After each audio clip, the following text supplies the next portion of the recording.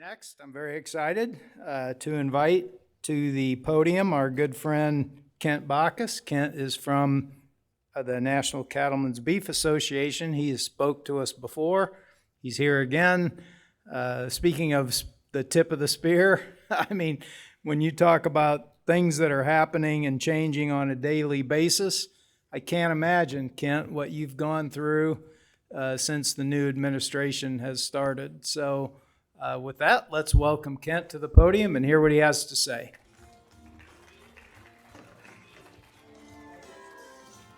Good to see you. Thank you. Well, I also have the privilege of being the last speaker before the bar opens. So, yeah, there we go. We have a lot of ground to cover, and so I am going to take questions, but give you just a quick little overview of what we're going to chat about. First thing we're going to talk about is the One Big Beautiful Bill.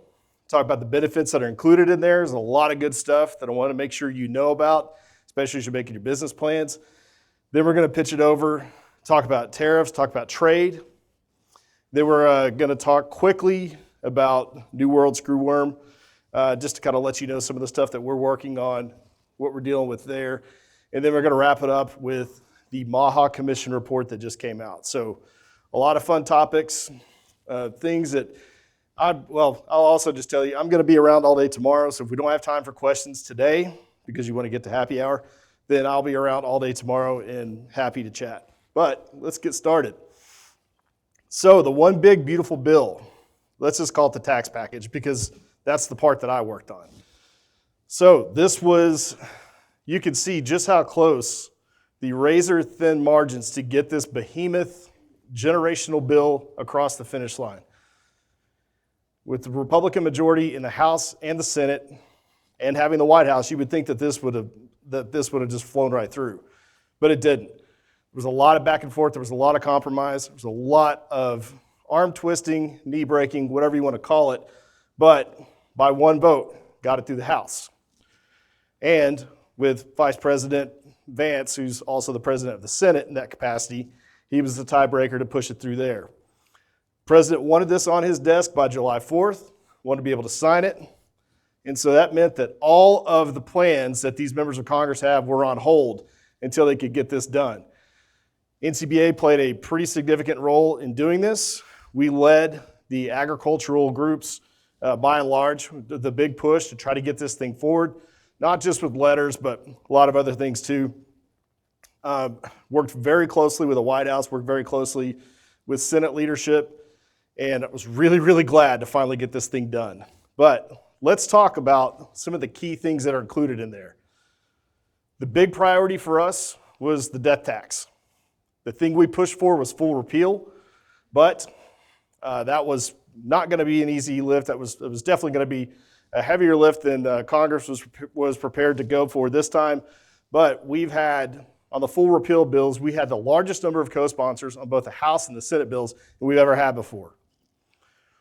And a lot of that is because of the grassroots push that we had, a lot of the engagement we had from the countryside that encouraged a lot of these people to get on board. So we weren't able to get full repeal because when you're making sausage in D.C., something's got to get compromised on. The compromise for us was that there's a permanent exemption of $15 million per individual, 30 per couple, indexed for inflation. That's going to cover a lot of people. We also made sure that the step-up in basis was not touched. That is a revenue generator for Democrats. If there's any Democrats in the room, I'm sorry, but that is. This is a very big partisan button they love to push, and this whole debate was silent on step-up in basis. So that was a big victory. 199A, small business exemption, that was increased to 20% and made permanent. That was a big, big lift too. 179, Section 179, that's been increased to $2.5 million, adjusted for inflation. That's up from $1 million. 100% bonus depreciation. That's retroactive to 2025. That's permanent. These are all big tools at your disposal. All things that you should be able to go in and when you're making your plans, your multi-year business plans, to be able to use these tools and capitalize. So a lot of really good things that were included. What else do we have here? I got to see. Okay, individual rates.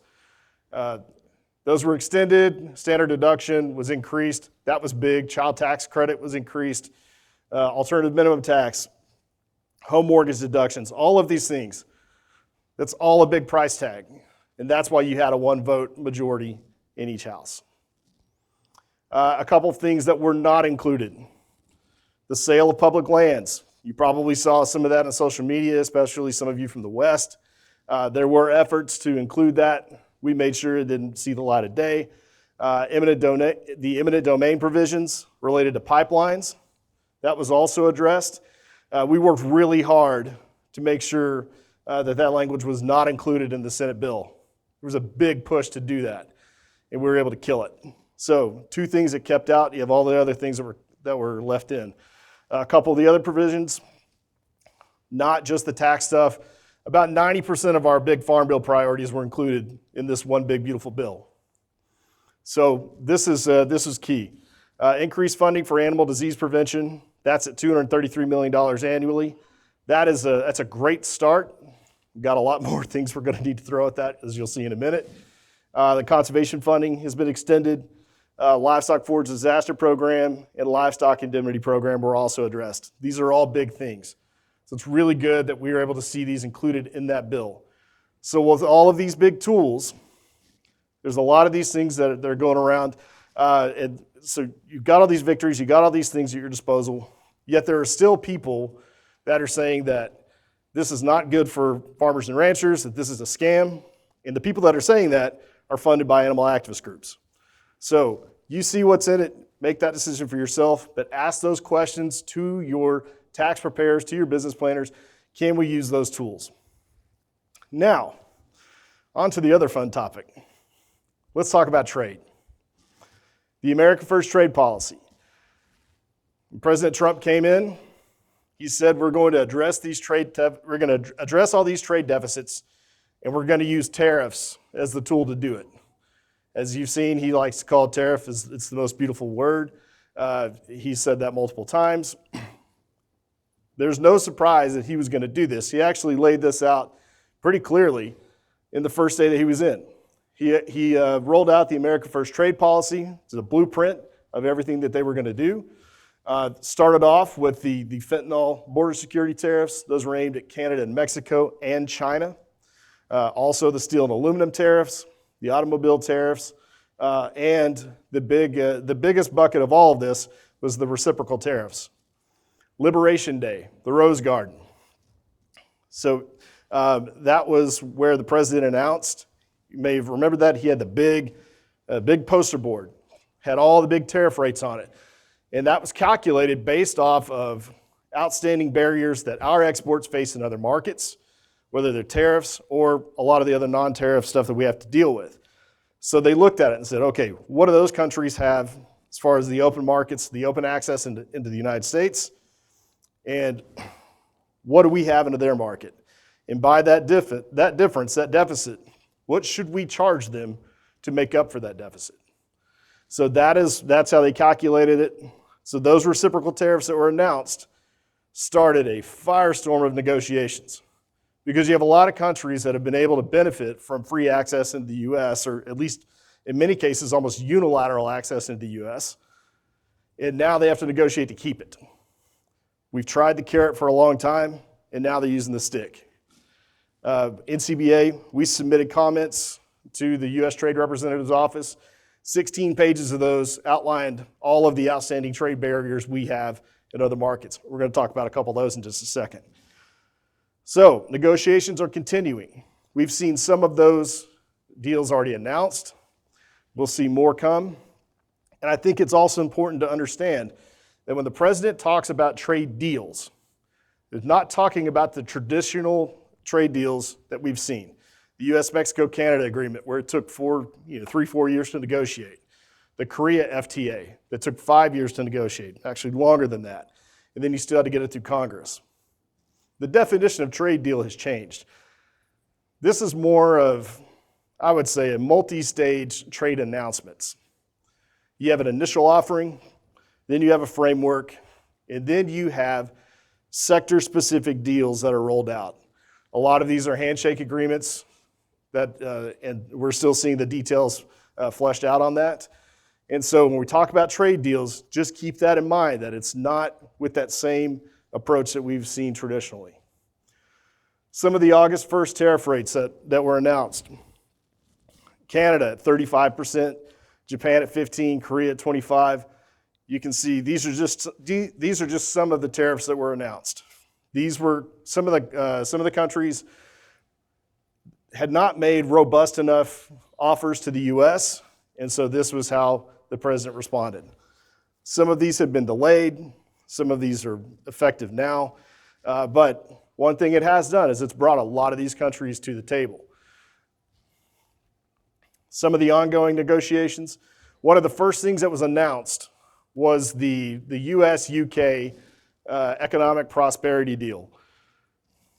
Kind of need a better moniker on that. I've tried to tell them, don't call it the U.S.-UK because that says you suck, and I really don't like that. But oh, good, you are paying attention. This was actually a very significant development for us because the British absolutely did not want to touch agriculture, not with a 10-foot pole, and they sure didn't want to talk about beef. And the president stuck to his guns. He made sure that ag has been part of every single one of these country negotiations. And so even though it's been bumpy for a lot in agriculture, he has delivered. And he's stepped up and he's demanded that agriculture be part of each of these discussions. For us, with the UK, we had been limited to 1,000 metric tons annually. So that's about 3 restaurants in London in about 6 weeks. I think some of y'all probably sell into that. But with that, we also faced a 20% tariff. Now we have a 13,000 metric ton duty-free quota. Still working out details on some of the phytosanitary restrictions. Still working out details on issues like hormones and other things like that. Again, these are ongoing discussions. The Japanese definitely want a bigger share of the U.S. market. They're trying to not only continue to sell a lot of the manufactured goods, they also want to sell more beef here. And so they're taking this approach of trying to get a carve out of the other country quota that Brazil and other countries have. So we'll see where that goes. But it's also an opportunity for us to talk about the very high tariff we still have in Japan. Even though that's phasing down to 9%, right now we're only at about 20.5. So we've got a ways to go. Korea. I got in trouble on this one, guys. I'm just going to be honest with you. So those comments I told you about. So when I talked about the Koreans, I pointed out that, we've had this trade deal. It's been in effect 14 years now. We still have the over 30-month restriction going into that market. No scientific justification for it, but it's still there. So, talked about the great relationship we have with the Koreans. Talked about maybe it's time that we should have consultations to discuss lifting that restriction. I'm proud to tell you that became the top trending news article in Korea for 2 weeks. Comments that we didn't publish, they pulled off of USTR's website and put it out. It was a convenient distraction for some political turmoil that was happening in Korea. I did not have that on my bingo card of being, Korea famous, but that's what you get for submitting those kind of trade comments. This is continuing to be one of the biggest issues in our negotiations with the Koreans. Our government has done a very good job of holding firm. The Koreans are also digging in. This is a very, very touchy political subject for them. We'll see what happens. Korea continues to be our biggest export market. We've done a lot to build that trust there, but just because you've got a good relationship there doesn't mean it can't be better, which is why we really want to push this. But those aren't the only negotiations. We talked about Canada. We have the European Union. Anybody here heard of the EU deforestation regulation? Anybody sell in the NHTC program? Well, if that EUDR if it kicks in, it's most likely going to negate any premiums we have on NHTC going into the European Union. So these are things we're trying to work on, things we're trying to get rid of. That's just one example of the volumes of problems we have with the Europeans. We were also trying to work with Indonesia, with India, Argentina, Philippines, Vietnam, Malaysia.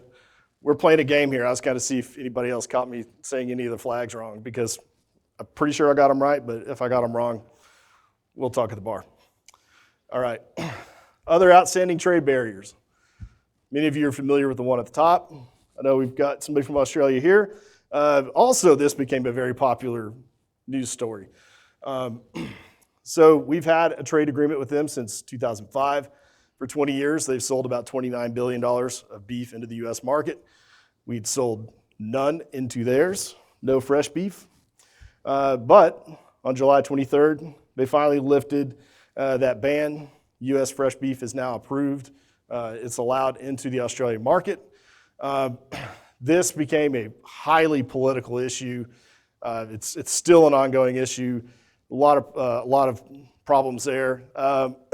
But this is about fair trade. This is about calling out those unfair, in many ways, unjustified barriers, and making sure we can correct that. When you go through the list here, we do kind of refer to this as the ABCs, because you have Australia, then you have Brazil. Probably don't need to spend a whole lot of time on that one, but with the Brazilians, this is a country we have specifically called for USDA to suspend their imports until a thorough, very, very thorough audit of their food safety and animal health systems is conducted. And we have boots on the ground, we have a lot of transparency, and we make sure that what they are telling us that they can do is actually backed up. Because we have a lot of concerns about, just their track record. There's a lot of other issues going on with Brazil, a lot of other political related issues, but USTR is conducting a 301 investigation on Brazil's unfair trade practices. I had the privilege of testifying at that hearing just 2 weeks ago. Also very popular Brazilian press now. Didn't see that one coming either. So what President Trump has already rolled out is an increase of that reciprocal tariff. So Brazil, because they're in the other country quota, they have to pay a 26.4% tariff. Part of that's because they filled the other country quota in the first 2 weeks of the year. But on top of that 26.4%, there was a 10% reciprocal tariff. Trump increased that by 50%, so now they pay a 76.4% tariff. So that's about as complicated as I can get on math. But that is going to stay in place through the end of the year, and then it'll reset to a 50% tariff until they fill that other country quota again. China. This is the market where we've had, outside of the European Union, China is the biggest problematic market we've had. Before we got into the tit for tat on tariffs with China, China failed to renew the export licenses for 394 U.S. processing plants. China has also started delisting many of our processing plants for hormones and ractopamine and a lot of other things that they won't actually share the test results for, because it's China. China is clearly violating a lot of the promises that they made in the Phase 1 agreement. And so they're showing us exactly the kind of trade partner they are. But on top of all of that, through the escalation of tariffs, at one point we faced about 145 to 147% tariff. That's now been rolled back to, I think, around 30, but we have a long way to go. We're essentially shut out of the Chinese market. So on top of that, we also have the 6-year review of the U.S.-Mexico-Canada agreement. That's coming up here very soon. So USTR just called this week for comments, so we're going to submit some on that to talk about the benefits of USMCA, but there are going to be a lot of other people that talk about the problems with it, especially in manufacturing, services, and other parts of agriculture where Canada and Mexico haven't lived up to their commitments. There's also the National Trade Estimate Report on foreign trade barriers. This is the annual report that trade nerds like me read, and this assesses and calculates all of the damages on U.S. agriculture and other commodities. I messed up that wasn't supposed to be there. This is why you don't do your PowerPoint updates on an airplane. Sorry, Jerry. Anyways, that's supposed to be the American flag on top, but I guess Trump will work.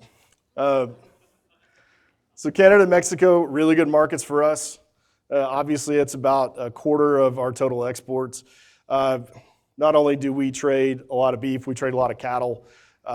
Obviously, most years we import a lot of cattle from Mexico, but a lot of the cattle that we're trading with Canada, as some of you know, we're feeding a lot of cattle in Ontario and then bringing them back and putting them in a box in the U.S. A lot of those are the eastern seaboard and here in the Pacific Northwest. So having that dynamic trade is important. The one good thing about all the tariff issues is that we've managed to keep cattle and beef out of all the USMCA fights. We want to keep doing that because we have a very dynamic North American system here. We actually, we're definitely the dominant source on all of it, but Canada and Mexico are really good places for us to park our product and our cattle. So we want to make sure that we continue to have those opportunities. But we definitely have the leverage over Canada and Mexico because 78% of Canada's beef exports come to the U.S., 88% of Mexico's come to the U.S. With Mexico, I'd say that number's even higher now. But this is just a little snapshot there of why that relationship's important. So let's talk real quick about just what our trade actually looks like for the first 7 months of this year. As you can see, we are net importers. No surprise. We have a shortage. We've traditionally been net exporters, but we have a big shortage. We have very high demand for beef right now. A lot of what's coming in are going to be lean trimmings.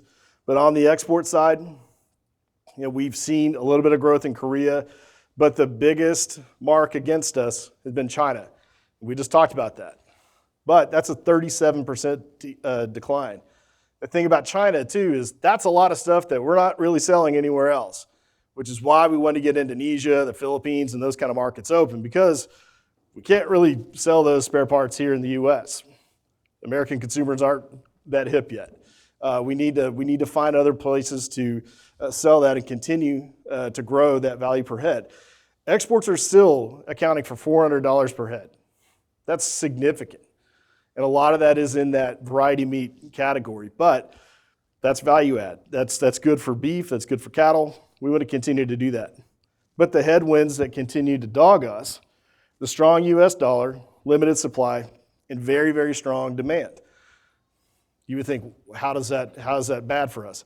Well, when you're looking at it on a sheet like this, that's where you get those big discrepancies. On the import side, we're up, I forgot to put the percentage increase on that, but we're up significantly this year. That number last year I think was close to $6 billion, so I mean we're up quite a bit this year. Australia, major increase, 48% increase. A lot of that is lean trimmings. I'm going to show you that in the next slide, but a 31% increase in fresh imports from Australia. A lot of that's not trimmings. Those are steaks that are coming in. Canada, slight increase. Brazil, but Canada's have a lot of the same issues we do as far as limited supply and weather issues. Brazil, this one's been huge. When you just looked at the numbers through May, that percentage increase was over 105%. But in the last couple of months, we've seen them really slow down. A lot of that is because of the tariffs. So Brazil is now sending that product more to China and more recently to Mexico. They're our biggest competitor in Mexico right now. Let's see, New Zealand has also had just a record year, 21% increase. That's a really interesting thing because the rest of the New Zealand economy is really in the doghouse right now, but they are selling a lot of lean trimmings into the U.S. market. So I ripped this off from my colleague Erin Boer at U.S. Meat Export Federation because she's a lot smarter than I am. But come on, guys, that's a joke. She is smarter, but I want some sympathy laughs. Thank you. But you can see a lot of that growth coming in. It's been grass-fed. It's not to take away from the grain finished stuff that's coming in, but that's where the demand is right now. It's that ground beef.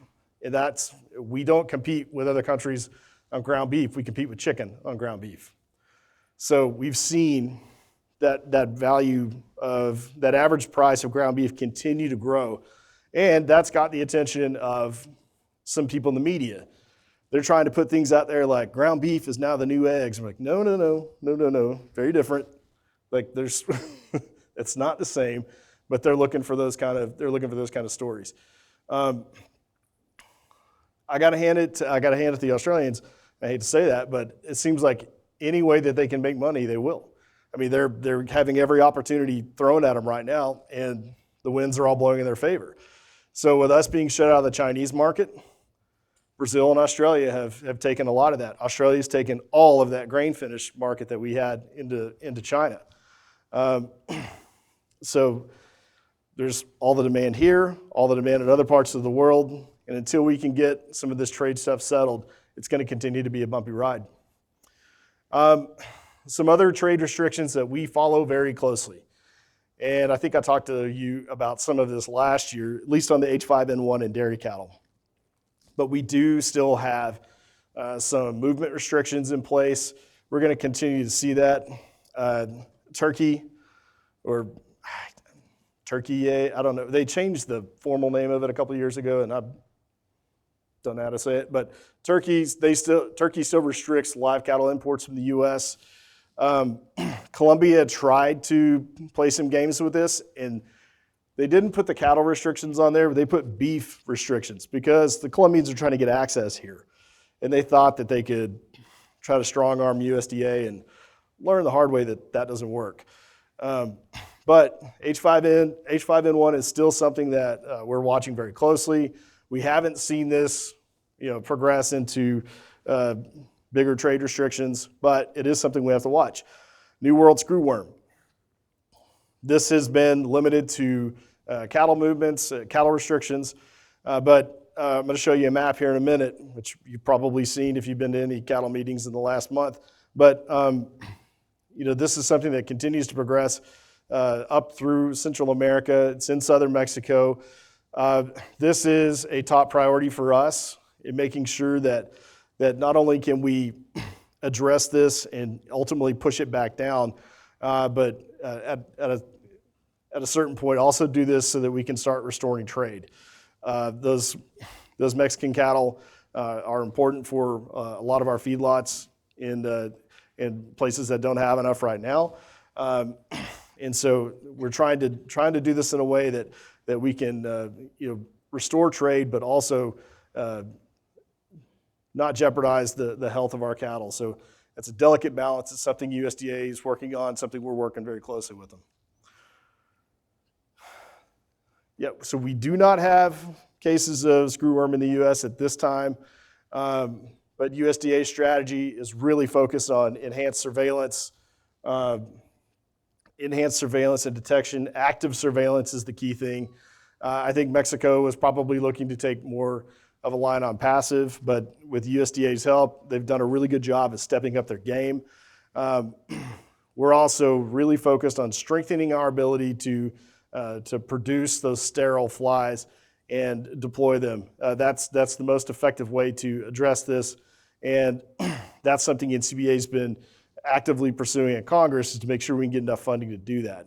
But also just enhancing the treatment tools and the availabilities and getting that information out to our producers so they know what to look for and what tools they can use. So there's still a lot that's developing. I think we're going to hear more from USDA very soon on what the next steps will be. But the big news was that they've already begun construction of converting that facility in South Texas so that we'll have the ability to produce those, stage, and deploy those flies and not be completely reliant on that facility in Panama. So, yeah, all right. Where's the other map? Sorry, how do I go back? Okay, I deleted the wrong map, I'm sorry. But as you can see, this thing it's come up all the way from Central America into southern Mexico. USDA and Mexico are working on deploying the flies right there at that in that narrow part of the peninsula and trying to keep the spread from going forward. They have fly traps and they have other monitoring devices set up throughout Mexico and along the Texas border as well. So they are prepared for this. So, got a couple of minutes left, and I want to cover two more things before I wrap up. Product of USA rule. So this is, as you recall, USDA published their final rule in March of 24, and under that, USDA is tightening the compliance standards and really defining who can use a product of USA label. So if you're going to make two claims of made in the USA or product in the USA, then for using those two specific claims, you have to be able to document that animal is born, raised, harvested, and processed in the US. The other part of that is a qualified claim. And with that's where we're still trying to get more information from FSIS, because that could potentially be born and processed or raised and processed. So if you have Mexican-born cattle that are backgrounded and fed in the US, qualifying under a different label, but also making sure that all of these state and regional claims, that we don't see disruptions on that either. But a lot of this is still underway. FSIS, we've been encouraging them to do more stakeholder engagement, to do more workshops, especially with our small and mid-sized processors, where we're probably going to see more use of this, so that people know what compliance looks like, and we can actually start building out some marketing programs for this. But this is a voluntary label, which means companies don't have to use it. Some of the big companies probably won't. But for those who do want to use these specific claims, then making sure that they have the tools so that we can do this and have a smooth transition. Because this thing is set to be fully enforced by January 1st of 2026. So not a lot of time left on the calendar to get that done. And so that's a big thing we're pushing with FSIS. So we just talked about that. Okay. Now, before we go to supper, Make America Healthy Again, MAHA Commission. You've probably been reading a lot about this. So the commission report, the first one that came out this summer, beef was actually praised in it. It's a very positive role. We're a single ingredient, product, so we got a lot of good things to say. Got a lot of nutritional benefits. The second report that came out, it kind of expands on that, and it takes more of a higher level overview of some of the key things that they want to accomplish as the commission. So expanding that with the benefits of high quality proteins like beef, and also just, you can read that. But the key thing is that this is still very positive for us. The way this stuff is written, I think it's actually going to fare for us pretty well. A couple of things just to point out too. This is kind of setting the overall goals. There's going to be a longer regulatory process that comes out. So this was just the overview. This is the pretext, all 25 pages of it. But see, now I'm losing them, Jerry. We got to hurry up. This was the Reader's Digest version that came out this week. But there's still a lot of good stuff that we can get out of this. What's not in it? So no mentions of antibiotic use in cattle, no mentions of growth hormones, no mentions of beta agonists, no mentions of grass finish being nutritionally superior to grain finished. There was some stuff in there about front of package labeling. But again, this is kind of laying out the path for what the commission wants to see in that overall rulemaking. So I will stop there. Also, just to plug, really hope you can join us in Nashville. We're going to be downtown this year. We're not at the Gaylord compound. So it'll be a lot of fun. Hopefully, as you're having fun, you'll remember to come to the NCBA meetings and the trade show. But we're going to have a good time in Nashville. Hope you can join us. So, got time for a few questions. And I'm also going to be around all day tomorrow. So if you don't feel comfortable asking them here, just find me later. All right. Ray's got a question over there. Did you raise your hand? All right. And if you could wait until I get to you with the microphone so everyone can hear the question, that would be great. I was just curious about the rate of success with these flies to submission of this worm. What is that proven that works? Yeah. So that's how we got rid of them the first time. It took years to get them out of the U.S., but yes, it is effective. They radiate these things, and so biology does what it does. But controlling that population, along with the active surveillance and all the other treatments and stuff like that, it does help. We have something to work with here. We know that is a good tool, but that's not the only tool. They're also looking at new technologies that can be deployed, how to fast track that stuff, so we can, use the most effective tools possible as quickly as possible.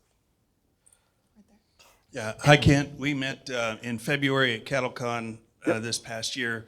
There was a group of producers that went to meet you, and what we were asking for was the NCBA's support in changing, I guess, import laws so that the U.S. producers who either own IVF embryos in Australia or want to import so we can diversify our genetics, well, we can't do it under the current USDA rule. And so the landscape was a little rough in February. It's changed a lot since then. One of the barriers you said was, well, Australia doesn't let us put our beef in there. Yep. Now it does. So if the American Wagyu Association is supportive or doesn't oppose the rule change so that we can bring in IVF embryos from Australia, is that something you think the NCBA would be able to support? Well, look, we've always been supportive of science-based, market-based trade. Those are our general principles on this. What I can say specifically on that petition is we've asked for status updates on that just for general knowledge from USDA, and you get a blank stare sometimes. Like they're either keeping the cards really close, or we just don't have an idea of where that stands, other than it's still under review. And because there's also producers that were they're trying to pencil how to potentially bring cattle in too, and I mean.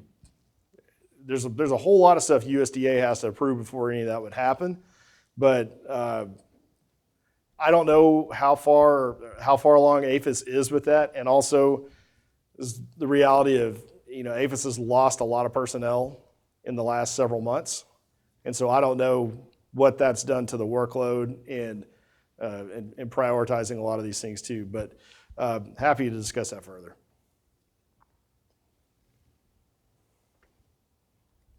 Any other questions? No, this crowd wants to go to the bar. Or do you guys want to go get drinks? All right, let's give another round of applause. Thanks, everybody. Thank you.